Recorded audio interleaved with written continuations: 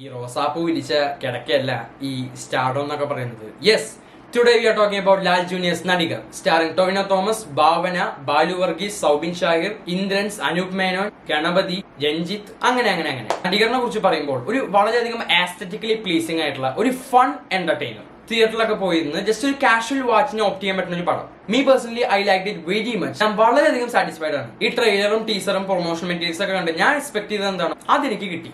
First തന്നെ ഇതിന്റെ story line എടുക്കാം. ടൊവിനോ തോമസിന്റെ സൂപ്പർ സ്റ്റാർ ഡേവിഡ് പഠിക്കൽ എന്നുള്ള ക്യാരക്ടർ ഇൻട്രൊഡക്ഷനിൽ തന്നെ അത്രയധികം ഫ്ലോഡ് ആയിട്ടുള്ള ഒരു ക്യാരക്ടർ. ആ ഒരു ക്യാരക്ടറിന്റെ ആക്ടിംഗ് കരിയറിൽ ഉണ്ടാവുന്ന അപ്സ് ആൻഡ് ഡൗൺസും അയാൾ അണ്ടർഗോ ചെയ്യുന്ന ഒരു ട്രാൻസ്ഫോർമേഷൻ ആണ് ഈ ഒരു പടം എടുത്ത് കാണിക്കുന്നത്. ഒരു മെറ്റാ കമന്ററി പാരഡി രീതിയിലാണ് ഈ ഒരു പടം ഓവറോൾ എടുത്തു വെച്ചേക്കുന്നത്. കാരണം സിനിമ വിത്തിൻ സിനിമ എന്നുള്ള സംഭവമാണ്. ഈ ഒരു പടത്തിനുള്ളിൽ തന്നെ 4-5 സിനിമകളുണ്ട്. അപ്പൊ അങ്ങനത്തെ ഒരു സംഭവമാണ്. അത്രയധികം ബോറും ലാഗും നടിപ്പിക്കാതെ ബാക്ക് ടു ബാക്ക് ഹ്യൂമറും സീരിയസ്നെസ്സും ഇമോഷൻസും എല്ലാം തന്നെ അത്യാവശ്യം നല്ല രീതിയിൽ മിക്സ് ആക്കി കൊണ്ടുപോയിട്ട് നടികറിന് സാധിക്കുന്നുണ്ട്. ഒന്നും തന്നെ ഒട്ടും ഫോഴ്സ് ചെയ്യാതെ അത്യാവശ്യം നല്ല നാച്ചുറൽ ആയിട്ടുള്ള രീതിയിൽ തന്നെയാണ് ഡയലോഗ്സ് ആയാലും അതിന്റെ സ്ക്രിപ്റ്റ് ആയാലും അതിന്റെ സിറ്റുവേഷൻസ് ആയാലും നടന്നു പോകുന്നത്. പിന്നെ എന്നെ സർപ്രൈസ് ചെയ്തിട്ടുള്ള ഘടകം എന്താ വെച്ചാൽ റീസെന്റ് ഇറങ്ങിയിട്ടുള്ള ചില മലയാളം പടങ്ങളിലൊക്കെ ഒട്ടും തന്നെ ഇമോഷണൽ ഡെപ്തോ ഒരു കണക്ടിവിറ്റിയോ ഒന്നും തന്നെ തോന്നുന്നില്ല. പക്ഷെ ഈ ഒരു പടത്തിൽ ഈ ഒരു സ്റ്റോറി ലൈനിലേക്ക് വരുമ്പോൾ എനിക്ക് personally especially in second half Soubin ഷാഹിറിന്റെ ക്യാരക്ടർ, ഇന്ദ്രൻസിന്റെ ക്യാരക്ടറും അനൂപ് മേനോന്റെ ക്യാരക്ടറൊക്കെ വരുന്ന സമയത്ത് വളരെയധികം ഇമോഷണൽ ആയിട്ട് നമ്മൾ അവേക്കൺ ചെയ്യണ പോലെ തോന്നുന്നുണ്ട്. ഡേവിഡ് പഠിക്കുന്നുള്ള ഒരു ക്യാരക്ടറിനെ എഴുതി വെച്ചേക്കുന്നതും ആള് അണ്ടർഗോ ചെയ്യുന്ന ട്രാൻസ്ഫോർമേഷനും മുമ്പ് പ്രീവിയസ്ലി ഒരുപാട് പടങ്ങളിൽ കണ്ടുപോയിട്ടുള്ളതാണെങ്കിലും അത്യാവശ്യം നല്ല ഫ്രഷ് ആയിട്ട് രീതിയിലാണ് അത് എക്സിക്യൂട്ട് ചെയ്ത് വെച്ചേക്കുന്നത്. അപ്പൊ ആ ഒരു സമയത്ത് തന്നെ ചില ഇമോഷണൽ ആയിട്ടുള്ള ജംഗങ്ങളും എല്ലാം തന്നെ എനിക്ക് വളരെയധികം വർക്ക്ഔട്ട് ആയിട്ട് തോന്നി.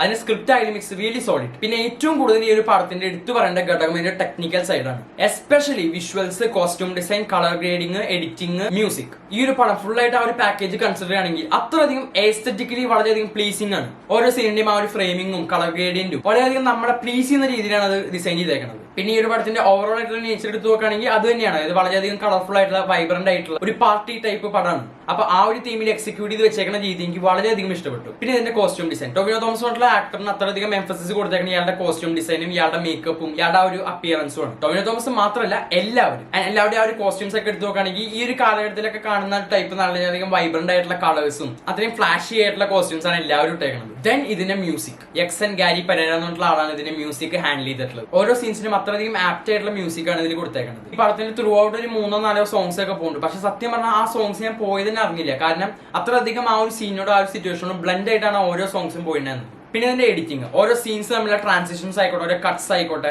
എല്ലാം തന്നെ വളരെയധികം ഡെലിബറേറ്റ് ആയിട്ടുള്ള ആ ഒരു സീനിന്റെ പേസിനെയോ മാജിക്കിനെയോ ഒട്ടും തന്നെ ഡിസ്റപ്റ്റ് ചെയ്യാണ്ടാണ് വെച്ചിട്ടുള്ളത്. സോ ഇതിന്റെ മേക്കിംഗ് വൈസ് അത്രയധികം പ്ലീസിംഗ് ആയിട്ടുള്ള രീതിയിലാണ് ചെയ്തു വെച്ചിട്ടുള്ളത്. And I really like that. പിന്നെ ഇതിന്റെ പെർഫോമൻസിലേക്ക് വന്നു കഴിഞ്ഞാൽ ഒരുപാട് ക്യാരക്ടേഴ്സ് വന്നുകൊണ്ട് പക്ഷേ ഈ ടൊവിനോ തോമസ് ആയിട്ടുള്ള മെന്റർ ആയിട്ടുള്ള ഒരു സൗബിൻ ഷാഹിറിന്റെ ക്യാരക്ടറാണ് ഏറ്റവും കൂടുതൽ സ്ക്രീനിൽ നമുക്ക് കാണാനായിട്ട് സാധിക്കുന്നത്. Especially in the second half. ഇവരെന്തിന് മാത്രമല്ല എല്ലാ ക്യാരക്ടേഴ്സും തമ്മിലുള്ള ഇന്ററാക്ഷൻ ആയിക്കോട്ടെ, അത് എഴുതി വെച്ചേക്കുന്ന രീതിയും അവർ പെർഫോം ചെയ്തേക്കുന്ന രീതിയും വളരെയധികം നാച്ചുറൽ ആയിട്ടാണ് എനിക്ക് തോന്നിയത്. പിന്നെ 1-2 സീനിലേക്ക് വന്ന് ഷോ സീരിയസ് ആയിട്ട് പോകുന്ന കുറച്ച് ആൾക്കാരുണ്ട്. എക്സാമ്പിൾ രഞ്ജിത്ത്, ഇന്ദ്രൻ ചേട്ടൻ, അനൂപ് മേനോൻ, എല്ലാവരും തന്നെ ഒരൊറ്റ സീൻ അല്ലെങ്കിൽ ഒറ്റ ഡയലോഗ് ഉണ്ടാവുള്ളൂ. പക്ഷെ ആ ഒരു ഒറ്റ ഡയലോഗ് കൊണ്ട് ഒരുപാട് കാര്യങ്ങൾ നമ്മൾ ചിന്തിപ്പിക്കുന്ന ഒരു സംഭവമാണ്.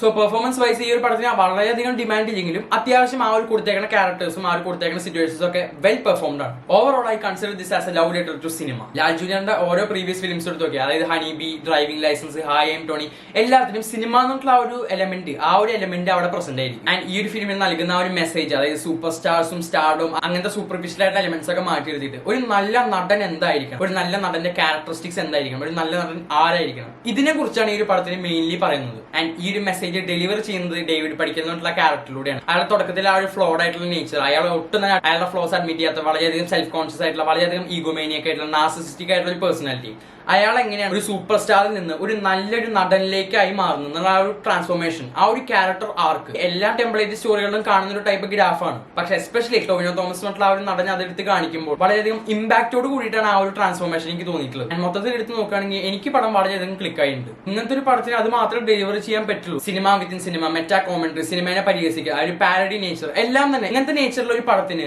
ഇതിനപ്പുറം വേറെ ഒന്നും ഡെലിവർ ചെയ്യാൻ പറ്റില്ല. ഞാൻ അത് മാത്രമാണ് എക്സ്പെക്ട് ചെയ്ത് പോയിട്ടുള്ളൂ. And I am really satisfied. ഒരു റേറ്റിംഗ് ഒക്കെ കൊടുക്കണം, I give this A 9 out of 10. Just A fun casual watch. And let me make one thing clear, ഇത് ജസ്റ്റ് എന്റെ ഒപ്പീനിയൻ മാത്രമാണ്. നിങ്ങളോട് ഈ പടം കാണണം, നിങ്ങൾ ഈ പടം കാണണ്ടെന്ന് ഒന്നും തന്നെ ഞാൻ പറയുന്നില്ല. ഈ ഒരു പടത്തിൽ ഞാൻ എന്താ എക്സ്പെക്ട് ചെയ്തത്, ഈ ഒരു പടത്തിൽ നിങ്ങൾ എന്താണ് എക്സ്പെക്ട് ചെയ്യേണ്ടത്, ഈ ഒരു പടത്തിന്റെ എന്റെ അനുഭവമാണ് ഞാൻ ഇവിടെ പറയുന്നത്. ഇതിനെ ഞാൻ പറഞ്ഞു കേട്ടിട്ട് നിങ്ങൾക്ക് ഈ പടം കാണണോ കാണണ്ടയോ എന്നുള്ളത് നിങ്ങളുടെ ഡിസിഷനാണ്. കാരണം അത്യാവശ്യം സിമ്പിൾ ആയിട്ടുള്ള ഒന്നും തന്നെ പ്രത്യേകിച്ച് ന്യൂ ആയിട്ടുള്ള എലമെന്റ് ഒന്നും ഇല്ലാത്തൊരു പടമാണ്. പക്ഷെ ഇന്ന് തിയേറ്ററിലൊക്കെ ഒന്ന് പോയി അതിന്റെ ആ ഒരു എസ്തെറ്റിക് വൈബും അതിന്റെ ആ ഒരു മ്യൂസിക്കും അതിന്റെ ഓവറോൾ ആയിട്ടുള്ള ഒരു നേച്ചർ ഇന്ന് എൻജോയ് ചെയ്യാൻ പറ്റുകയാണെങ്കിൽ ദാറ്റ്സ് റിയലി ഗുഡ്. ഇത്രയും പറഞ്ഞു ഞാൻ നിർത്തുന്നു. Will catch you guys in the next video.